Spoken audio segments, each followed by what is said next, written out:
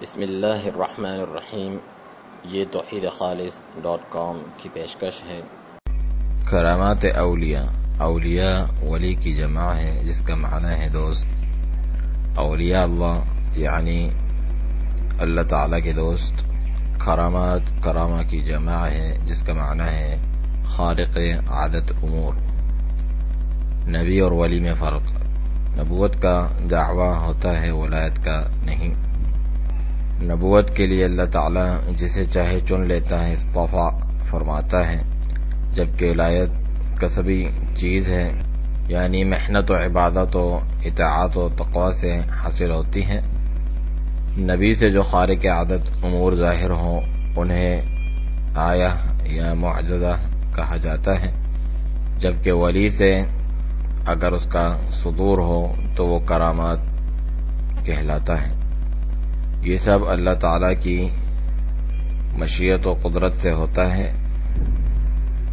نہ نبی اپنی مرضی سے کوئی معجزہ لا سکتا ہے، جیسا کہ سورۃ غافر آیت 78 میں اس کا ذکر ہے، اور نہ ہی ولی کوئی کرامت دکھا سکتا ہے۔ جو دعویٰ کرے کرامت دکھانے کا وہ شعبۃ آباد ہے۔ کرامت کیوں ظاہر ہوتی ہے؟ ولی کی تائید، اعانت، ثابت قدمی اور دین کی نصرت کے لیے ظاہر ہوتی ہے۔ کرامت کس بات پر دلالت کرتی ہے؟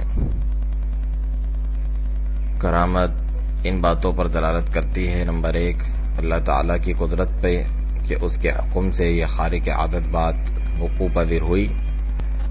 نمبر 2 ان لوگوں کا رد جو کہتے ہیں کائنات خود سے بنی اور مختلف طبعی عوامل ہوتے ہیں جس سے یہ نظام چلتا رہتا ہے ایک ہی ڈگر پر، حالانکہ خارق عادت سے ثابت ہوتا ہے اس کائنات کو چلانے والا اللہ تعالیٰ ہے۔ جو چاہے عادت کے خلاف بھی کسی چیز کو حکم دے تو وہ ہو جاتی ہیں، جیسے آگ نہ جلائے یا چھری نہ کاٹے۔ نمبر 3 علماء کرام فرماتے ہیں جو بھی کسی ولی کی کرامت ہوتی ہے وہ دراصل اس نبی کی آیت ہوتی ہے جس کا وہ امتی ہے۔ نمبر 4 اس میں ولی کی عزت افزائی ہے اور اسے ثابت قدم رکھنا ہے۔ اولیاء الرحمن اور اولیاء الشیطان میں فرق۔ کرامت کے تعلق سے اہل سنہ والجماعہ کا افراط و تفریط سے پاک اعتدال پر مبنی عقیدہ۔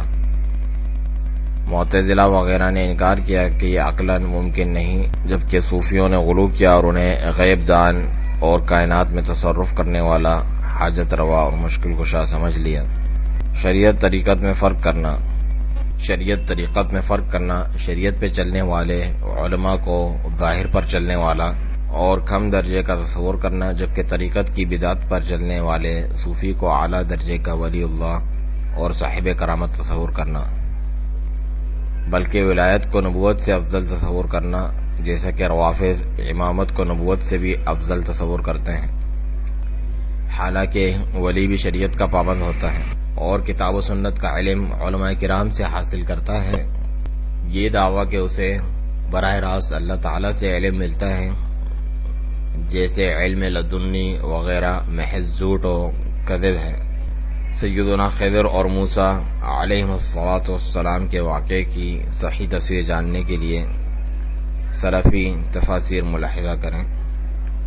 اولیاء اللہ کی پہچان سورہ یونس آیت 62-63 میں ہے کہ ہر مومن و متقی اللہ کا ولی ہے، اور متقیوں کی بعض صفات سورۃ البقرہ کے شروع میں ملاحظہ فرمائیں۔ اسی طرح صحیح بخاری کی روایت گناہوں سے پرہیز، فرائض کی پابندی اور نوافل کا اہتمام اللہ کا ولی بنا دیتا ہے۔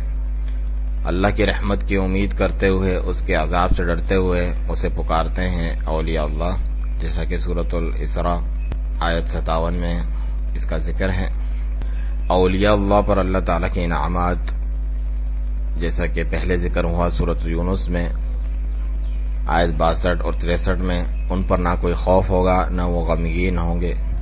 اللہ تعالیٰ اس سے محبت کرتا ہے، اس کے اعضاء و جوارح کو اچھے اعمال کرنے اور برائی سے بچنے کی توفیق دیتا ہے، اس کے سوال پر اللہ تعالیٰ اسے دیتا ہے اور پناہ طلب کرنے پر پناہ دیتا ہے، اور جو اللہ کے سچے ولی سے دشمنی کرے اللہ تعالیٰ اس کے خلاف اعلان جنگ فرماتا ہے، جیسا کہ صحیح بخاری کی یہ روایت ہے۔ بعض ثابت شدہ کرامات کی مثالیں جیسے قصہ مریم سورۃ آل عمران آیت 37 میں دیکھیں آپ، اسی طرح صحابہ کہف کا ذکر سورۃ الکہف میں، مردہ بستی اور گدھے والے کا قصہ سورۃ البقرہ آیت 259 میں، غار والوں کا قصہ جنہوں نے صالح اعمال کے وسیلے سے دعا کی جیسا کہ صحیح بخاری میں ہے، اصحاب الاخدود والے لڑکے کا قصہ جیسا کہ سورۃ البروج کی تفسیر میں موجود ہے، اور اس کے علاوہ دیگر واقعات۔ تفصیلی طور پر مختلف کرامات کے بارے میں جاننے کے لیے شیخ الاسلام امام ابن تیمیہ رحمہ اللہ کی کتاب الفرقان بین اولیاء الرحمن و اولیاء الشیطان ملاحظہ فرمائیں۔ کرامات، احانت اور فتنے میں فرق۔ خر کے عادت اگر اولیاء اللہ سے صادر ہو تو وہ کرامت ہوتی ہے، جادوگروں شعبدہ بازوں سے ہو تو وہ فتنہ ہوتی ہے، یا جیسے قرب قیامت دجال کے خر کے عادت اعمال بطور فتنہ صادر ہوں گے۔